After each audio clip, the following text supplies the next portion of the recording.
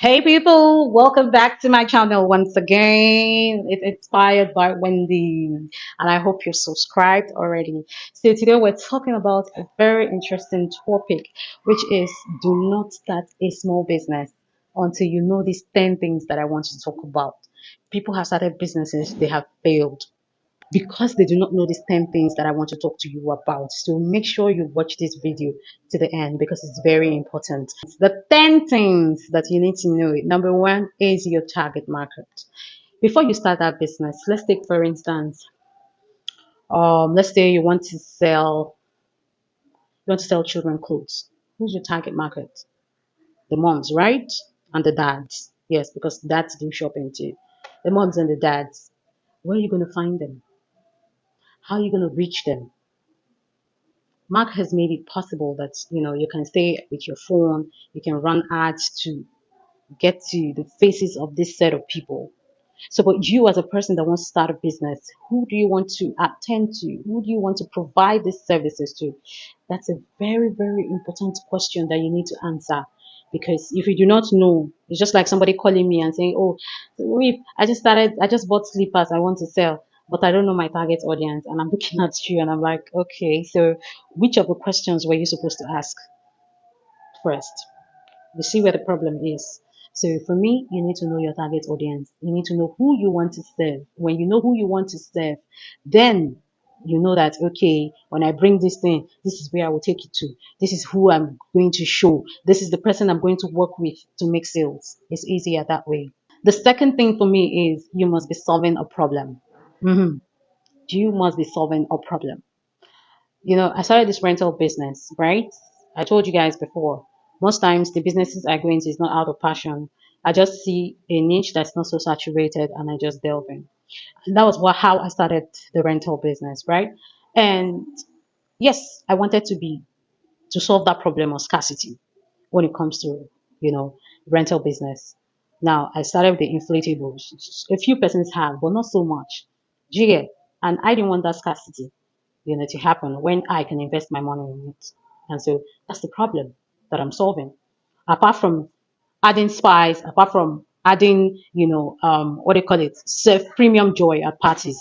Apart from serving premium joy at parties, that's like one of the motivations that made me to go into rental business. So whatever business you're doing, you must be solving a problem. Whatever business you're doing, you must be solving a problem. So think about it. It's not, oh, I want to sell shoes. I want to sell who do you want to sell it to? Why do you decide to sell this kind of shoes? Even the amount of what you're selling will show whether you're planning to solve a problem or not. You understand? There are people who say, oh no, I don't want to do luxury shoes. I just want to do shoes of 10K to 20K, that average people can get. You want to, give premium luxury to average people. So that's a niche. You understand? So let whatever you're doing be solving a problem. That way you stand the test of time because people can't do away with what you have if it solves problems. Number three, your unique selling point. You need to bring in your A game, your personality, that cute part of you. You need to bring it all into the business. Don't copy anybody. Oh, this is the way this person is marketing. Oh, no, we want to see how unique you are.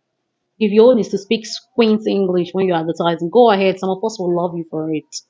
Do you get? Some of us will love you for it. It's just like, okay, let me take for instance now Shafi Bello. Once you see her, oh my gosh, English got a sweet for her mouth like this. And that's it. Some of us want to identify with your cute personality. Okay, some of us are organizers. When we're doing event planning, you see that everything is going smoothly. That's your unique selling point. We know that when we call this person will deliver in your niche. Oh, nobody delivers food less than 20 minutes, and you start to deliver food less than 20 minutes. That's your unique selling point. I started influencing. I said I don't want to be the influencer that doesn't read messages, and I did it. You can ask anybody. I'm one influencer that is not. I'm not unapproachable. You can always approach me. You can always speak with someone. You can always talk to someone. Your messages must always be responded to. And that's my unique selling point. I come out, I smile, I interact. People find me jovial. People want to relate with me. That's my unique selling point. I didn't try to be like anyone else. I write my captions the way I want to write them. If you resonate with it, glory be to God. If you don't, sorry, look elsewhere. Okay? So your unique selling point should be out. It could be your fine face. People always want to see that beautiful face of yours. Please show us by all means. Don't be shy. So show your unique selling points at every time. And number four, you want to start up a business, right? Do you know your startup cost? Have you sat down to write, this is what I need? This is the amount of product I need. This is how much I need to market it. This is how much I need to do my packaging. This is how much I need. Because if you don't do all these things, the more the money is entering your hand, you are squandering it too because there's no plan for it. So you need to know your startup costs. So that when somebody wants to dash you money, you're well informed. It's just like the giveaway we're doing. I'm asking, what will 100K do for you? Some people are just talking vaguely because they've not made inquiries, because they've not written it down. Oh, I need to stock up goods. Stock up what goods? Oh, I need to stock up goods. The bail woman said for me to get a full bail, I need to pay 500,000 naira. That's how to talk. Then I know that you started something. Do you understand? I need a mixer. I need a mixer. I need a mixer. The mixer costs X amount of naira. The balance of what is remaining, I will use it to get raw materials worth 50,000 naira. That's how to talk. And then people will know you're serious. People will know you've made inquiries. That's how it works. Okay? So know your startup cost. Write these things down. The next one is your pricing strategy. You see this particular one. When you start, you're like, okay, this thing they're selling me 5K is cheap, my sister. When you reach your turn, you'll be shocked that you will bring these things in. You might not even be buying the same place the other person is buying now. So by the time you check, your own wholesale price is already climbing. You have not added transportation and logistics. You have not added your packaging materials. You have not added you have not added your staff salary. You have not added rent. You have not added all those things. And then you need to stay affordable. You need to you need to stay affordable. You need to stay competitive. So you need to sit down and calculate these things very well. That is why people go and see business that their friend is doing and they jump into it and the next minute they are jumping out. Because they did not calculate a lot of things. A lot of things are involved in business. And whatever pricing you are bringing, nobody wants to know whether you bought your own higher. So far as we are seeing that somebody else is selling that in 15K and you are selling 25 or 30, you feel like you want to rip us off, especially in this Nigeria. So you might want to look at that very, very well and be sure that whatever wholesale price you're buying is at the barest minimum. Next is legal and licensing requirement. As a business owner, you might not get that paper now, you might not get that certificate now, but is it in the plan? Do you plan that after a year or after 6 months of running a business, you're going to register your name? You see all these things. You see some people have been running business more than 5 years now. They don't even have a registered name, like no CAC at all. Yeah, so all these things are things that you need to research. And your business, is it play business or serious business? Because if it's serious business, you need to get the CAC so that you can pay tax. So that when it's time to collect money, grants, loans, and all of these things, this is what will help you to scale your business. So it's not something that you can overlook and not get money for CAC. Nobody did disturb you. Fine. But time will come when you actually need it. The seven is the marketing plan. This is where most business owners fault a lot. You've bought everything and then you want to yes, God's grace is sufficient for us, don't get me wrong, but you need to put in the work. Hmm?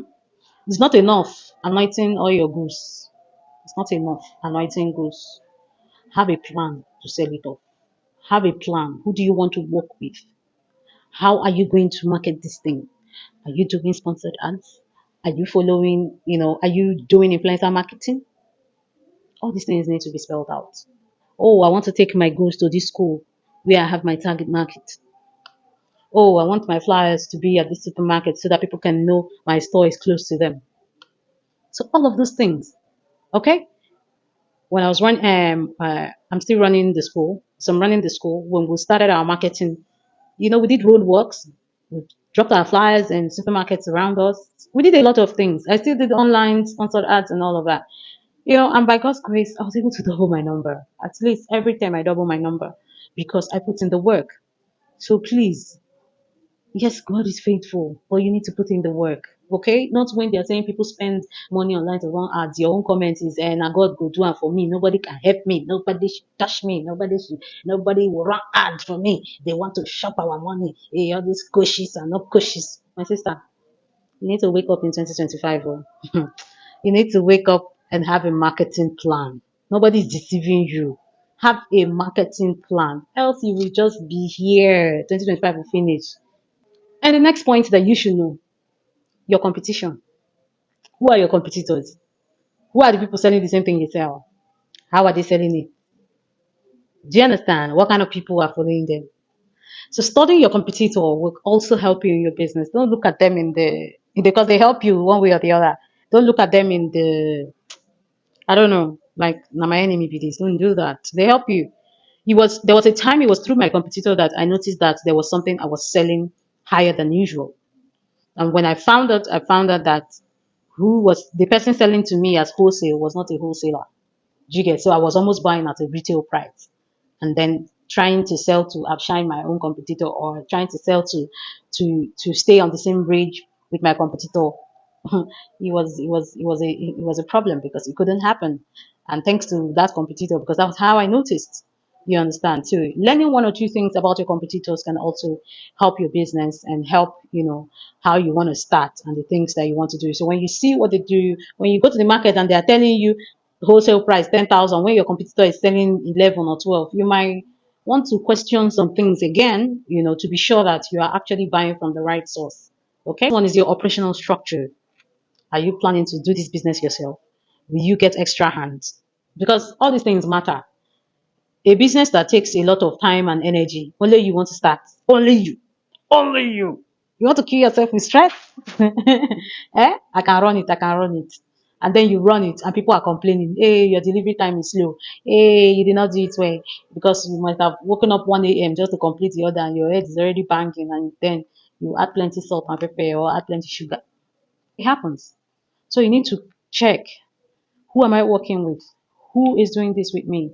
Okay? Be sure that you have these people available to work with you before you start that business. Not when you started, you're not running helter skelter. Write these things down. Financial plan. Yes, very important. The last. Be clear about what you want. Okay? The budget of starting the business, the kind of profits that you're expecting. Do you understand? There are some businesses that me I cannot do. I just tell somebody, sell those business that the profit for you to get 100 naira, you must sell like 10 or 15 products to get 100 naira profit. Me, I cannot do that one. I cannot do that one. So if you bring that one to me, it's a no no. Do you get? So you might really want to check what are your financial goals for this business. You understand? If you check in 3 months, will you be able to make 100K, make sales consistently? These are all the things that you need to check and be sure. Do you understand? In 1 year, would you have been able to make 2 or 3 million or 4 million out of this business? All these things need to be calculated. Okay? Those are your financial plans. You need to check that the budget is budgeting and everything is aligning so that you're not running a business and it looks like you're helping banks to generate transfer money. Okay, so make sure that all of that are in place. If the business is giving you 100K per month as profits, are you okay with that? Can you pay staff salary? Can you pay light bills? Can you pay data bills? Can you pay your transportation? So all these things are things that you need to look into before rushing to say, oh, I am now a CEO. Watch this video, drop a comment for me. If there's something else you love me to talk about, let me know. And please do not forget to subscribe to my channel.